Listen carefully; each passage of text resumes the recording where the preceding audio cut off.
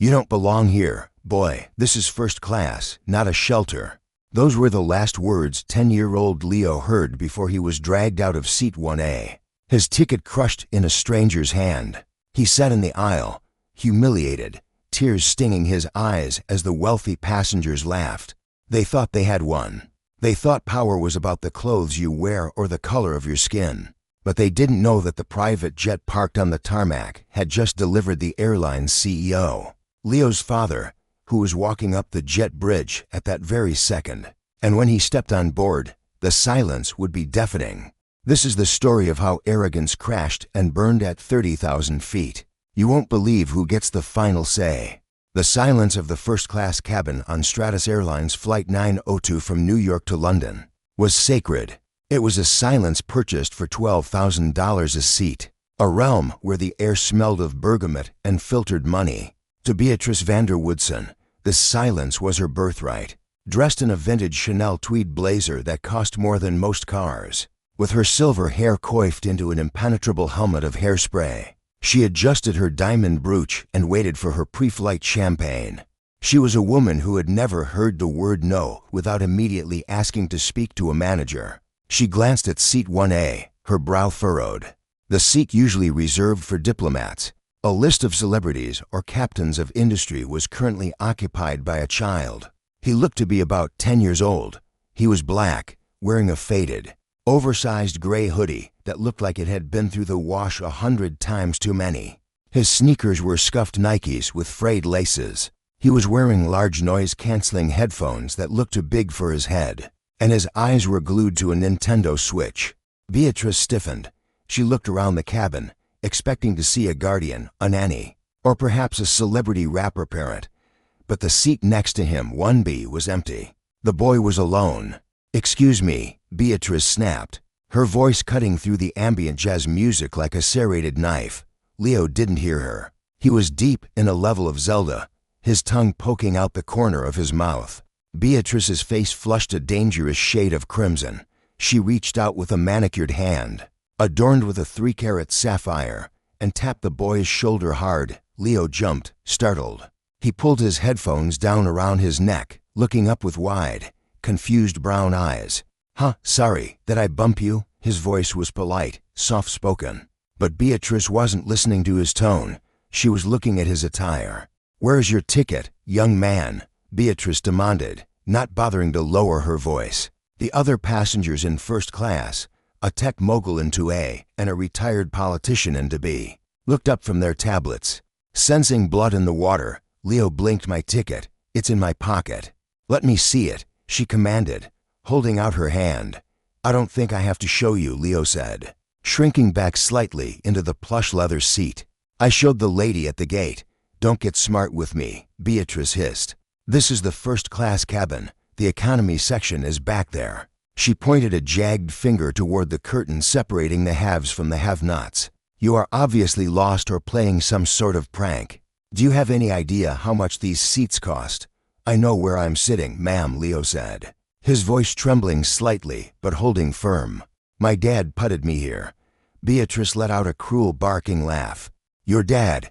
And let me guess, he used his miles. Or perhaps he works for the airline as a baggage handler and thought he'd sneak you in." The tech mogul into A chuckled. Leo's grip on his Nintendo tightened. "My dad is coming. He's just running late." "Likely story," Beatrice spat. She pressed the call button above her head repeatedly, stabbing it as if trying to murder it. "Steward, steward." She turned back to Leo, her eyes cold and hard. "We don't do charity cases in row 1, boy. You're ruining the ambience." Greg, the purser for the flight, hurried down the aisle. Greg was a man who prided himself on 2 things: his perfectly whitened teeth and his ability to anticipate. He knew Beatrice Vander Woodson well. She flew this route monthly and was a notorious tipper if you pleased her, and a career ender if you didn't. "Mrs. Vander Woodson," Greg said, bowing slightly, his voice dripping with practiced honey. "Is there a problem? Is the champagne not chilled enough?"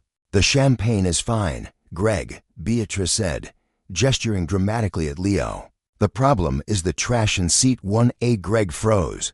He turned his gaze to Leo. He took in the hoodie, the scuffed shoes. The backpack that looked like it belonged in a public school hallway, not a transatlantic flight. Greg's lip curled slightly. Stratus Airlines prided itself on exclusivity. This boy was a glitch in the matrix.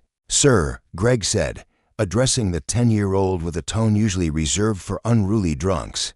"May I see your boarding pass, please?" "I already told her," Leo said, feeling the walls closing in. "I scanned it at the gate. I'm Leo. I need to see the physical pass, son," Greg said, his voice dropping an octave now. Leo fumbled in his hoodie pocket. He pulled out a crumpled piece of paper, a printed boarding pass, not a mobile one. He handed it to Greg. Greg scanned it. It read, "Leo Thorne, Seat 1A, Priority 1. Greg paused. Thorne. The name sounded familiar, but he couldn't place it. It was a common enough name, but the Priority 1 status was usually system-locked for VIPs. However, Greg looked at Beatrice. She was tapping her foot, her eyes promising retribution if this wasn't handled. Greg made a quick calculation. A 10-year-old boy in a hoodie versus a platinum member, with connections to the board of directors. This must be a sister mirror. Greg lied smoothly. He looked at Leo. "Kid, where did you get this?" "My dad gave it to me," Leo said. "He's parking." Beatrice scoffed. "We are at JFK, you simpleton. You don't park and hop on a flight to London. You go through security. He doesn't go through security." Leo mumbled. "Oh, listen to this," Beatrice shrieked, turning to the cabin. "His father is above the law. He doesn't go through security." Greg sighed. He decided to take the path of least resistance. "Look, kid, this ticket is clearly flagged as an employee standby, upgrade, or a system glitch. You can't be in one of these seats. They're fully booked." "But I'm sitting in it," Leo protested. "Not for long," Greg said. He leaned in close, his breath smelling of stale coffee and mints. "You have two choices. You can grab your little video game and move back to row 42, where there's an empty middle seat near the toilets. Or I can have the air marshal escort you off the plane entirely." "But my dad told me to wait here," Leo cried, panic finally rising in his chest. "He said sit in one of these and don't move until I get it there. Your father isn't here." Beatrice interrupted. "And quite frankly, looking at you, I doubt he can afford the tax on this seat, let alone the fare. Go back to where you belong." Leo looked around the cabin. He saw the faces of the adults. The tech mogul was avoiding eye contact, scrolling on his phone. The politician was asleep or pretending to be. No one was going to help him. I want to call him," Leo said, reaching for his phone. Greg snatched the phone out of Leo's hand. "Hey," Leo shouted. "Federal regulations." Greg lied effortlessly. "Cabin doors are about to close. No devices." He shoved the phone into his own pocket. "Now get up." It was the physical sensation of being unwanted that hurt more than the words. Greg didn't drag him by the collar, but he grabbed Leo's backpack strap and yanked, forcing the boy to stumble out of the seat to maintain his balance. "Careful with the leather," Beatrice muttered, dusting off the armrest where Leo's hoodie had touched. "God knows what kind of lice he has." Leo stood in the aisle. He was tall for his age, but in that moment, he felt inches tall. He looked at the empty seat, the seat his father had promised him because it was Leo's birthday. The big double digits. "Leo, we're going to London for the soccer match. Best seats in the house. Just wait for me on the plane." Now he was being marched away from it. "Move it," Greg ordered, pointing toward the curtain, as Leo began the long walk down the aisle.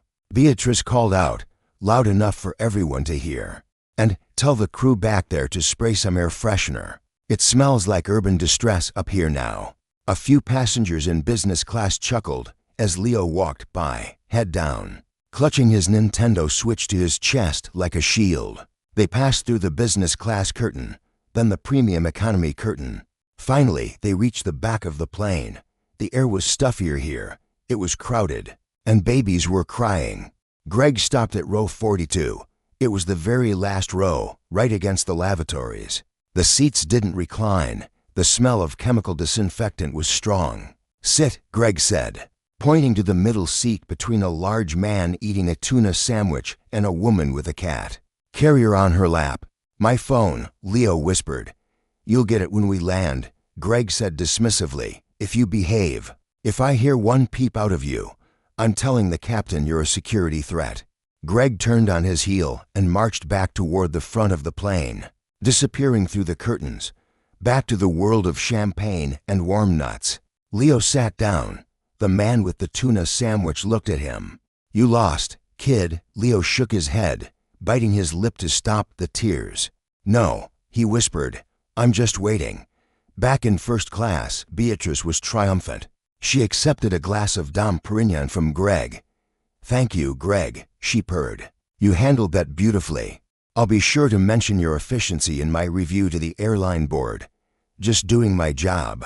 Mrs. Vander Woodson, Greg beamed. We can't have riffraff disturbing our premium guests. The plane was scheduled to push back in 10 minutes. The captain's voice came over the intercom. Ladies and gentlemen, welcome aboard Flight 902. We are just waiting on some final paperwork and one last passenger, and then we'll be underway. Beatrice rolled her eyes. One last passenger? Probably the boy's father, running late from his shift at the gas station. She took a sip of champagne, feeling the bubbles tickle her nose.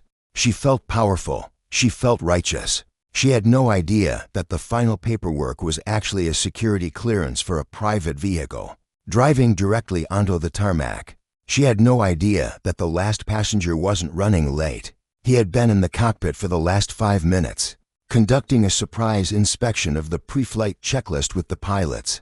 And she certainly had no idea that the boy she had just kicked out was named Leo Thorne, as in Julian Thorne, the CEO and majority shareholder of Stratus Airlines. The curtain to the galley pushed aside, but it wasn't Greg. A man stepped into the first-class cabin. He was tall, wearing a bespoke Italian suit that fit him like armor. He had a jawline that could cut glass and eyes that were currently scanning the room. With the intensity of a hawk, he didn't look like a passenger. He looked like he owned the building.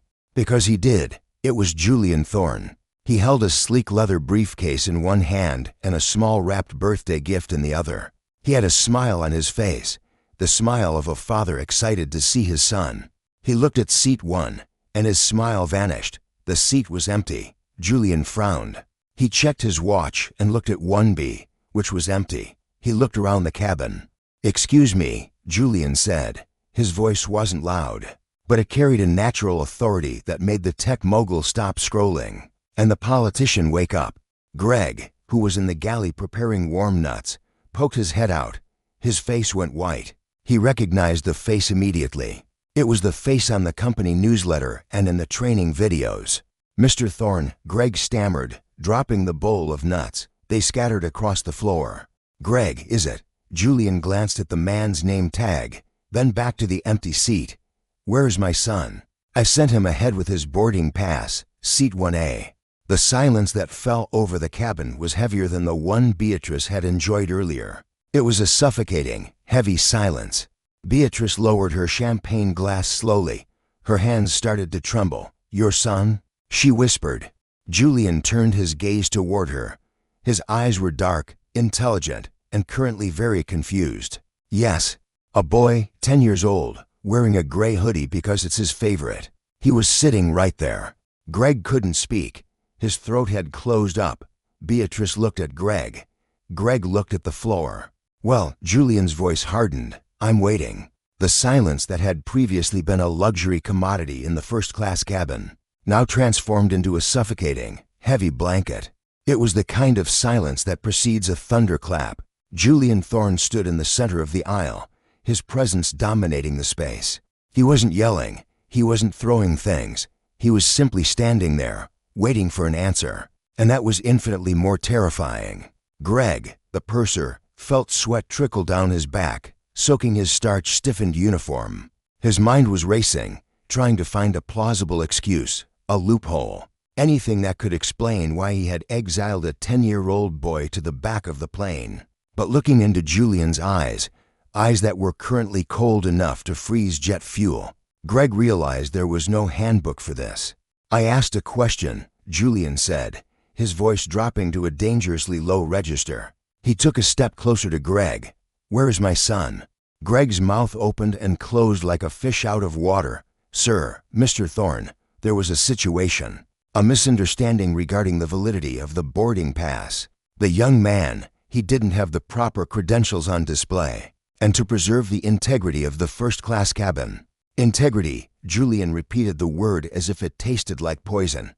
You moved him for integrity? Beatrice Vander Woodson, unable to read the room or simply too arrogant to care. She smoothed her tweed skirt and cleared her throat, deciding this was the moment to intervene.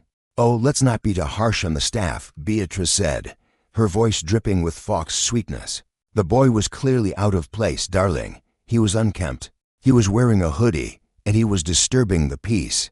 We simply suggested he might be more comfortable elsewhere. It was a group consensus.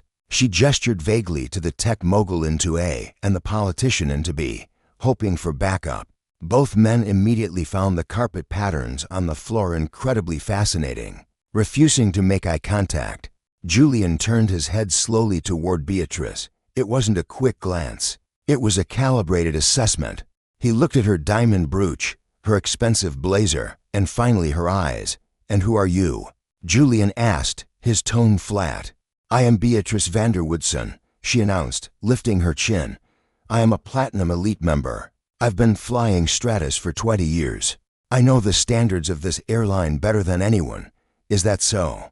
Julian unbuttoned his suit jacket and placed his briefcase on the empty seat.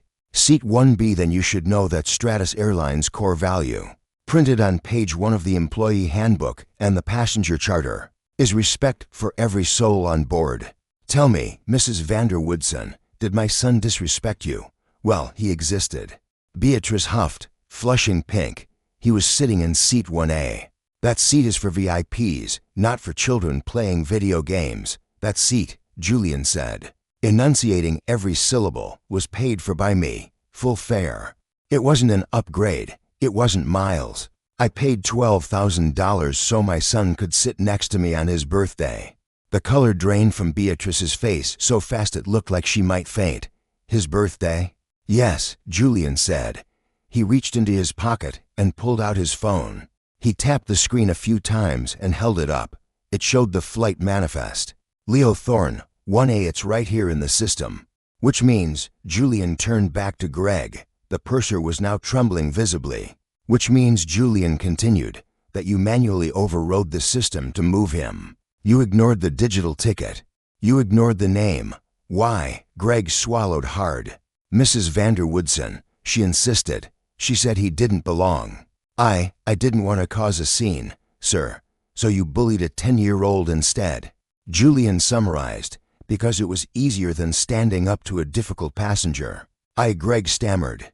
Did he fight back? Julian asked softly. Did Leo scream? Did he cry? No, sir, Greg whispered. He was compliant. He's a good boy, Julian said, a crack of emotion. Finally breaking through his steel exterior, he was raised to respect adults. He was raised to listen to authority figures like you. Julian's eyes hardened again, and you used that against him. Julian looked at the empty seat. Then he noticed something. Where's his phone? Julian asked. Leo never goes anywhere without his phone. We track each other. If he was moved, he would have called me. Greg involuntarily patted his own pocket. The movement was slight, but Julian caught it. Empty your pockets, Julian commanded. Sir, that's personal property. Empty your pockets. Greg shakily reached into his trousers and pulled out a sleek iPhone with a Spider-Man case. The silence in the cabin shattered. You took his phone. Julian looked at the device, then at Greg with a look of pure disgust. You confiscated a child's means of communication. That isn't policy, Greg. That is theft. That is kidnapping protocol. I thought he would make a scene, Greg pleaded. I was trying to keep the cabin quiet. You wanted him defenseless, Julian corrected. He snatched the phone from Greg's hand. He checked the screen. 3 missed calls from Dad. Julian closed his eyes for a second, taking a deep breath to control the rage that was threatening to turn physical. He needed to be a CEO right now, not a brawler. But the father in him wanted to tear the cabin apart. Stay here, Julian ordered Greg. Do not move from this galley. Do not serve a single drink. Do not make eye contact with anyone. If you are not standing exactly here when I get back, I will have the federal air marshals arrest you for theft before the wheels touch the ground." He turned to Beatrice, who was now frantically typing on her phone, likely trying to call her lawyer or PR agent. "And you, Julian," said to her, "put the phone away. You're going to want to save your battery. It's going to be a long day. You can't talk to me like that," Beatrice shrieked, her entitlement flaring up as a defense mechanism. "I spend hundreds of thousands with this airline. I demand you bring that boy back here. And oh, I'm going to bring him back," Julian interrupted, "but not for your sake." Julian turned on his heel and faced the curtain separating first class from the rest of the plane.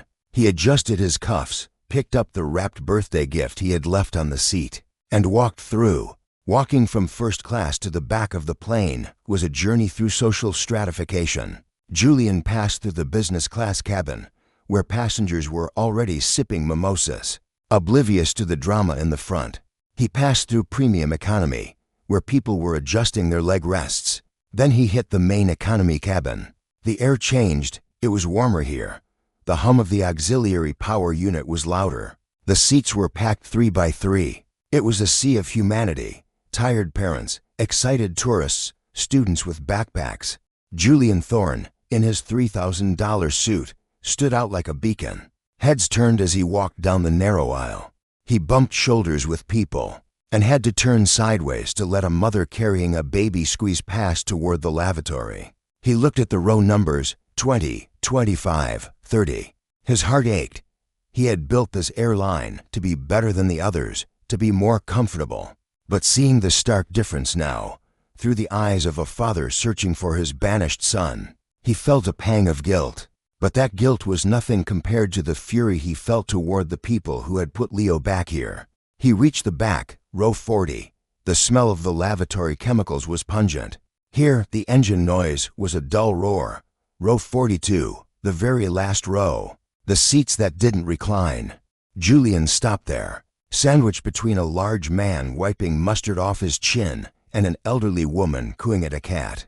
Carrier was Leo. The boy was curled up as much as the tiny seat allowed. He had his hood pulled up over his head, effectively hiding his face from the world. He wasn't playing his Switch anymore. The console was sitting dark on his lap. His hands were gripping his knees. Julian's heart broke. He stepped forward and gently placed a hand on the boy's hooded head. "Leo," he said softly. The boy flinched. He stiffened as if expecting to be yelled at again. He slowly lifted his head. When Leo saw who it was, his eyes, red-rimmed and swollen, widened. "Dad." His voice was a tiny squeak. "Hey, buddy," Julian said, dropping to one knee in the dirty aisle, ignoring the grime on his expensive trousers. "I'm here." Leo let out a breath that sounded like a sob. "I didn't lose the ticket, Dad, I promise. I had it. They said I didn't belong." "I know," Julian said, reaching out to cup his son's face. "I know you had it. You didn't do anything wrong, Leo. Nothing at all." "The lady, she said I was trash," Leo whispered, a tear escaping and rolling down his cheek. "And the man took my phone so I couldn't call you." "I have your phone," Julian said, pulling it from his pocket and handing it back. "And the man who took it is in a lot of trouble." The large man in the window seat, the one with the tuna sandwich, wiped his mouth with a napkin. He looked at Julian, then at Leo. "You the dad?" the man asked. His voice was gruff but not unkind. Julian looked up. "Yes, I am." "Good," the man said. "Kid's been sitting here shaking for 20 minutes. Didn't say a word. Just took it. I gave him half my cookie, but he wouldn't eat." The man glared at Julian. "Who kicks a kid out of a seat?" "I heard the steward talking to him. Nasty piece of work." "Thank you for being kind to him," Julian said sincerely. "What is your name, sir?" "Arthur," the man grunted. "Arthur Miller. I'm just a retired plumber going to see my grandkids." "Arthur," Julian said, standing up and extending a hand. "I'm Julian Thorne. I own this airline." Arthur's eyes went wide. He looked at the hand, then at Julian's face. He shook it firmly. "Well, Mr. Thorne, you got some cleaning up to do in your house." "I intend to," Julian said grimly. He turned back to Leo. "Come on, Leo, grab your bag. Are we getting off?" Leo asked, wiping his eyes. No, Julian said. We're going back to our seats, the seats I paid for. But the lady, Leo hesitated. She's really mean, Dad. She said I smell like urban distress. Julian's jaw tightened so hard a muscle feathered in his cheek. She said that.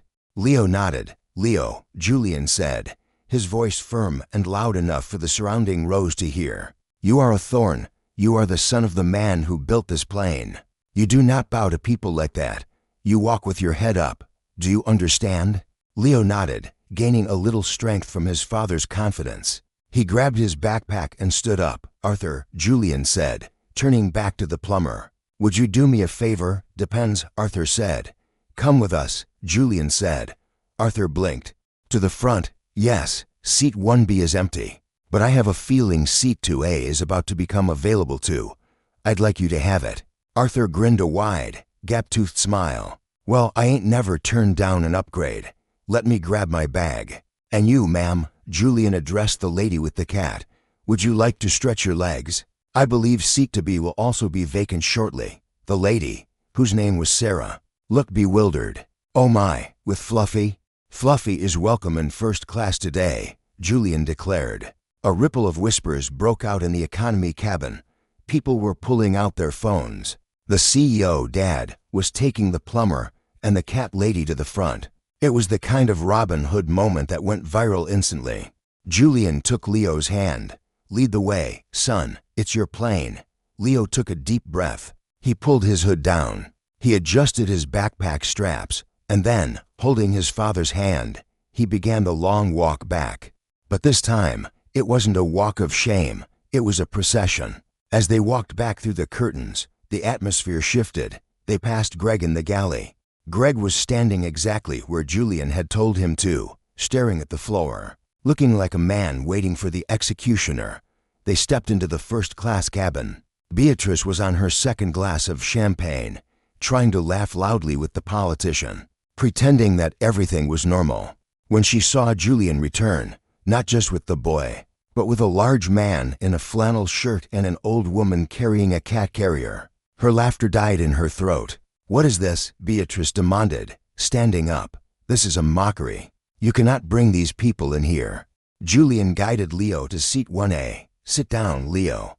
Plug in your game. Leo sat. He looked at Beatrice, then at his dad. He felt safe.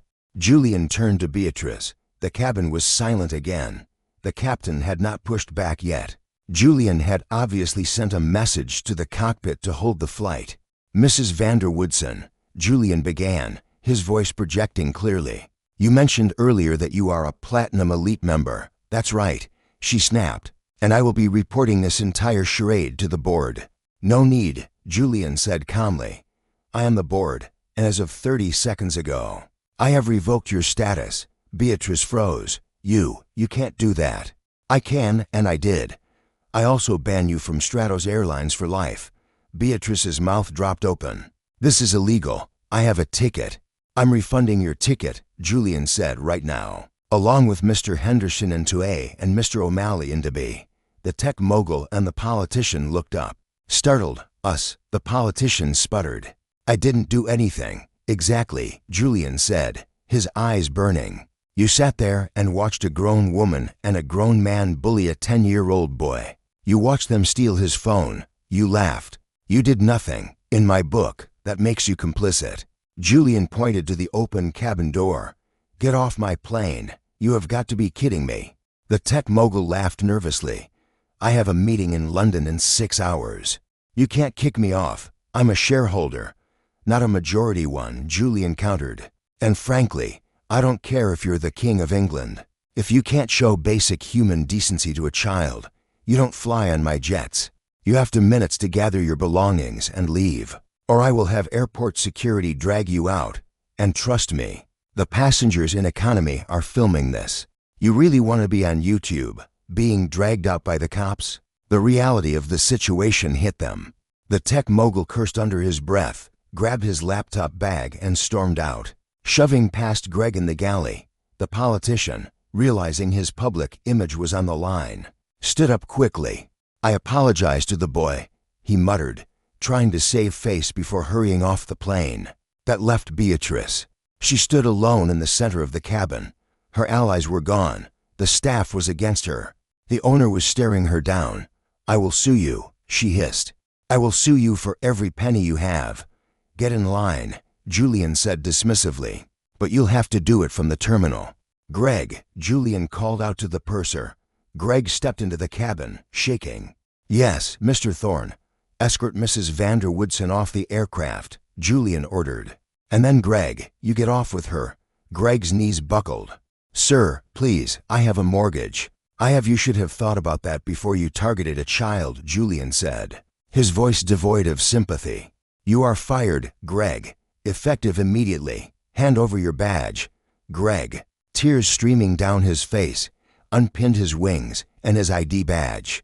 He placed them on the tray table. "Mrs. Vander Woodson, Greg," Julian said, his voice broken. "This way." Beatrice looked around the cabin. She looked at Arthur the plumber, who was settling into seat 2A with a grin. She looked at Sarah, who was placing the cat carrier on the floor of seat 2B. And finally she looked at Leo. Leo wasn't looking at her. He had his headphones on. He was playing Zelda. He had already moved on. Beatrice let out a scream of frustration, grabbed her Chanel bag, and marched off the plane, her heels clicking loudly on the floor. Greg followed her, a broken man. The cabin was quiet, but this time it was a good quiet. The air felt lighter. Julian turned to Arthur. "Mr. Miller, do you drink champagne?" Arthur laughed. "Only at weddings, but I'll make an exception."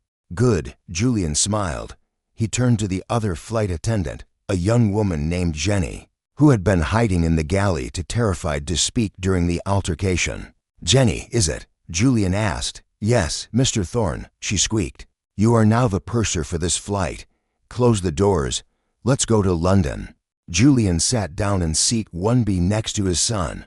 He buckled his seatbelt. Leo looked up from his game. He slid one headphone off. "Dad." "Yeah, bud." "Is the mean lady gone forever?" "Yeah," Julian said, putting his arm around his son's shoulder. "She's gone. She won't bother you or anyone else ever again." Leo smiled. "Cool. Can I have a Sprite?" Julian laughed, the tension finally leaving his body. "You can have whatever you want, Leo." "Happy birthday."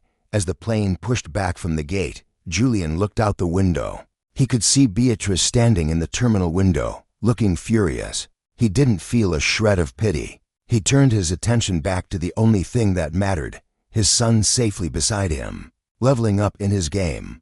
But the story didn't end there. Karma has a way of spiraling. And what happened when they landed in London would make headlines across the world. Because Beatrice Vander Woodson wasn't just a wealthy socialite. She was the wife of a man who was about to try and acquire Stratus Airlines. And she had just handed Julian Thorne the ultimate weapon to stop the hostile takeover. The remainder of Flight 902 was, ironically, the smoothest journey Julian Thorne had ever experienced on his own airline. With the toxicity of Beatrice Vander Woodson and the sycophantic panic of Greg removed from the cabin, the atmosphere in first class transformed. It no longer felt like a mausoleum for the wealthy. It felt like a living room. Arthur Miller, the retired plumber, he was having the time of his life. He had reclined his seat fully back and was currently watching The Godfather. On the 24-inch screen, a glass of 18-year-old scotch balanced on his stomach. Every time Jenny, the newly promoted purser, walked by, Arthur would grin and say, "You're doing a great job, darling. Don't let nobody tell you different." Sarah, the elderly woman from seat 40C, had opened the cat carrier. Fluffy, a ragdoll cat with eyes as blue as the Atlantic Ocean below them, was currently curled up on the center console between seats 2B and 2A, purring loudly. In any other circumstance, a loose animal in first class would be a violation of 17 different safety codes. Today, Julian didn't care. He watched as Jenny scratched the cat behind the ears while serving warm scones with clotted cream. "We should change the policy," Julian mused aloud, breaking the silence. Leo, who was decimating a plate of sliders while watching a Marvel movie, looked over. "What policy, Dad? Animals?" Julian said, taking a sip of sparkling water. "And dress codes. And the idea that money buys you the right to be rude. I think Stratus needs a rebrand. You should put Arthur in the commercial," Leo suggested. Pointing a fry at the sleeping plumber, Julian chuckled. That's actually a brilliant idea. But while the atmosphere at 35,000 feet was peaceful, the situation on the ground was descending into absolute chaos. Julian had connected to the plane's encrypted Wi-Fi to check his emails, expecting a few updates on the upcoming merger meeting in London. Stratus Airlines was a strong company, but it was facing a hostile takeover bid from a massive conglomerate called Apex Capital. The meeting tomorrow morning was crucial. Julian intended to fight the takeover to keep the airline independent and family-owned. But Apex was aggressive. They played dirty. Julian opened his inbox. He didn't find legal briefs. He found chaos. His inbox was flooded. Subject lines screamed in all caps. Viral incident, pure nightmare. Trending topic, CNN calling. Julian frowned. He clicked on a link sent by his vice president of communications. It was a TikTok video that had been filmed by a passenger in business class. Just behind the curtain, the angle was perfect. It showed the entire interaction. It showed Beatrice's sneering face. It captured her voice. Clear as a bell. We don't do charity cases in row 1. Boy, you're ruining the ambience. It showed Greg snatching the phone from Leo's hand. It showed the heartbreaking image of Leo, small and defeated in his oversized hoodie, walking down the aisle clutching his Nintendo Switch while Beatrice dusted off the armrest, as if he were a disease. But the video didn't stop there. The passenger had kept filming. It showed Julian storming onto the plane. It showed the confrontation. It showed Julian stripping Greg of his badge. It showed the eviction of the tech mogul and the politician. And finally, it showed Julian walking Leo back to seat 1, holding his hand. The caption on the video read, "CEO Dad goes John Wick on Karen in first class. Watch until the end. Justice for Leo. Trash Stratus Airlines." Julian looked at the view count. 14.5 million views. It had been posted 2 hours ago. Julian scrolled to the comments. "I would fly this airline just because of this dad. That's a leader." The way he looked at that flight attendant. Chills. Does anyone know who the lady is? The internet needs to do its thing. Found her. That's Beatrice Vanderwoodson. She's a socialite in NYC. Her husband owns, wait for it, Apex Capital. Julian froze. He read the comment again. Her husband owns Apex Capital. Julian felt a cold shiver go down his spine, followed immediately by a rush of adrenaline. He knew the CEO of Apex Capital was named Charles Vanderwoodson. He had a meeting with him tomorrow at 9 a.m. at the Shard in London to discuss the hostile takeover. But Julian had never met Charles's wife. He had never made the connection. The woman who had abused his son, called him trash, and kicked him out of his seat was the wife of the man trying to buy his company.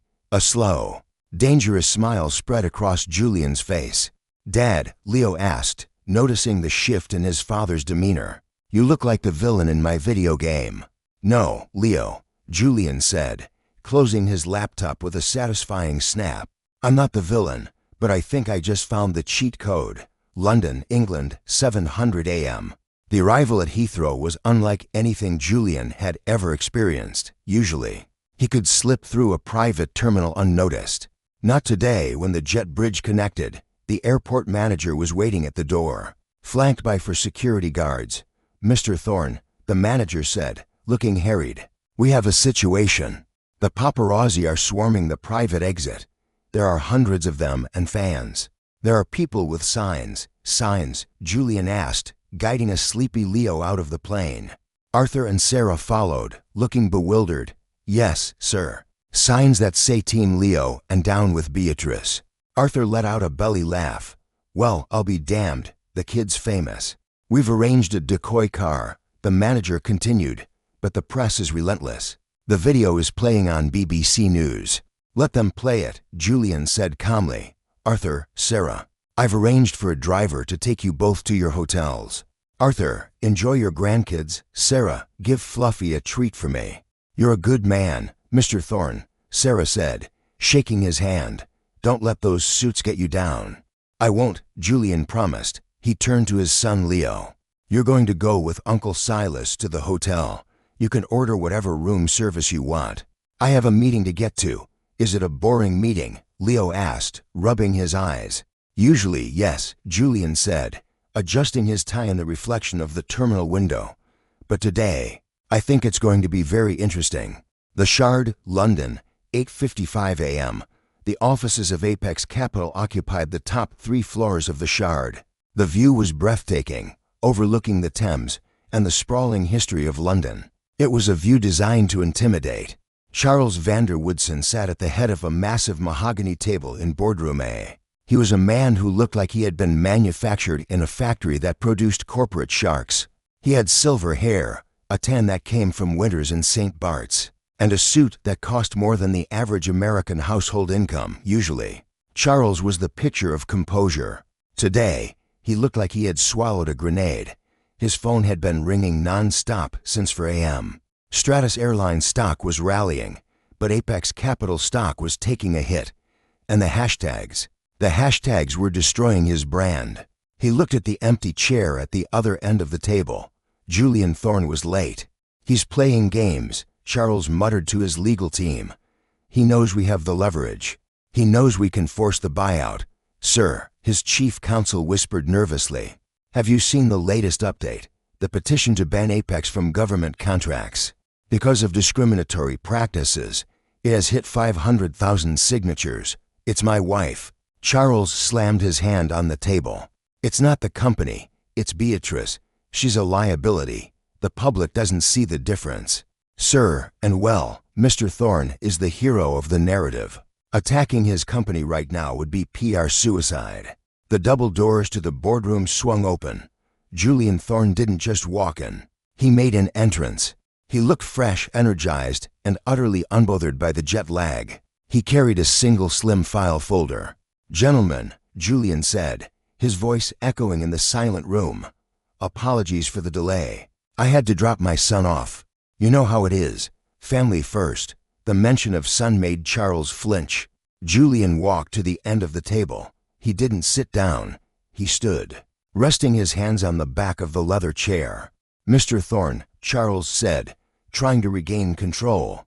Let's cut the pleasantries. We are here to finalize the terms of the acquisition. Apex Capital is prepared to offer $45 a share. It's a generous offer, given the volatility of the market. The market isn't volatile, Charles, Julian interrupted smoothly. Actually, Stratus stock is up 8% this morning. People seem to like our new no jerks allowed policy. Charles gritted his teeth. This is a momentary viral blip. It will pass. Your finances, my finances are solid, Julian said. But yours? I took the liberty of looking into Apex's investor relations this morning. Julian slid the file folder down the long table. It spun perfectly. Stopping inches from Charles's hand. Open it, Julian challenged. Charles opened the folder. Inside was a single photo. It wasn't a financial spreadsheet. It was a still frame from the airport security footage at JFK. It was taken from a different angle than the viral video. It showed Beatrice Vanderwoodson screaming at the gate agent before boarding. But it also showed something else. She was holding a stack of documents. The top document, clearly visible in high resolution, was marked confidential. Apex Capital Stratos takeover strategy, Operation Icarus. Your wife, Julian said, his voice dropping to a whisper that carried more weight than a shout, was carrying confidential insider trading documents on a commercial flight, openly while abusing staff. Charles went pale. That's a violation of SEC regulations, Julian continued, enjoying every second. Not to mention a massive breach of corporate security. If I release that photo to the press or to the SEC, the investigation alone would freeze your assets for years. You wouldn't, Charles whispered. She kicked my son out of his seat, Charles, Julian said, his eyes hard as diamonds. She made him cry. She treated him like he was nothing. Do you really think I wouldn't burn your empire to the ground to teach her a lesson? The room was deadly silent. The lawyers looked at Charles. Charles looked at the photo. What do you want? Charles asked, his voice defeated.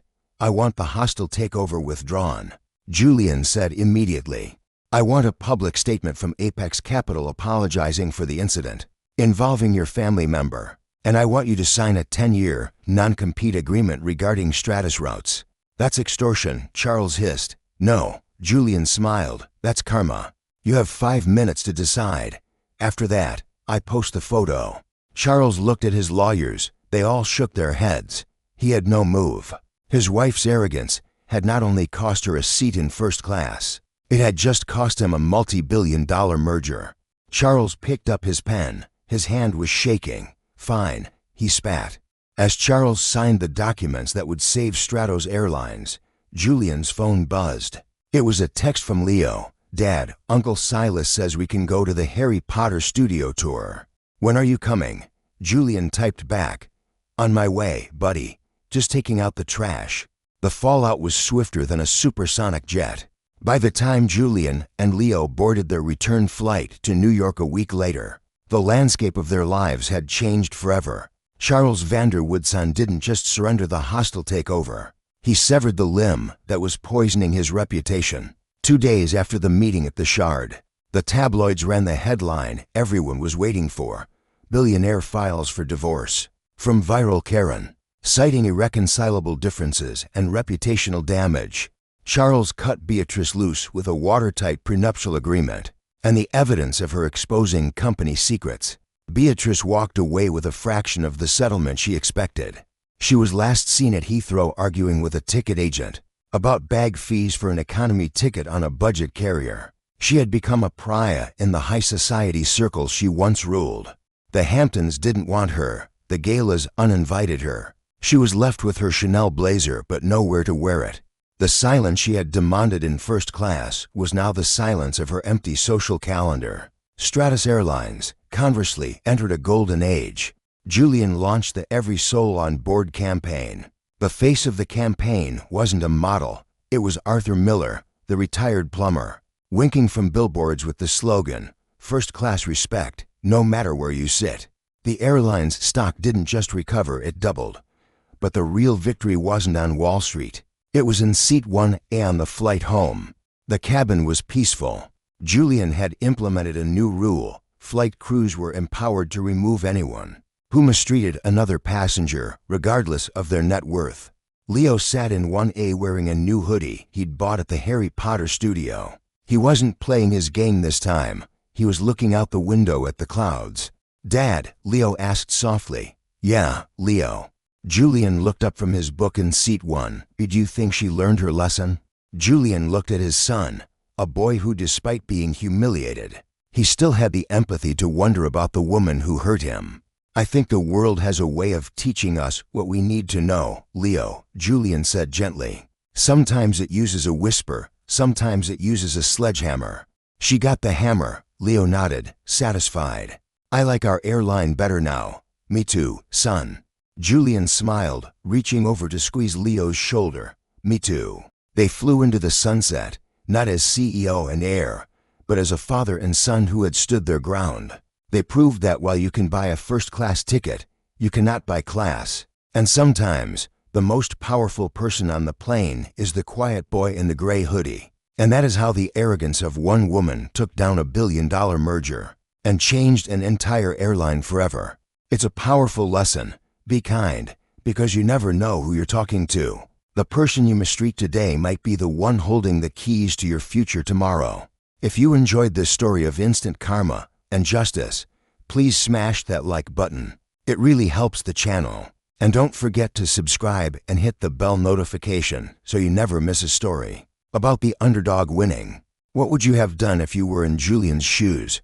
Let me know in the comments below. Thanks for watching and see you in the next video.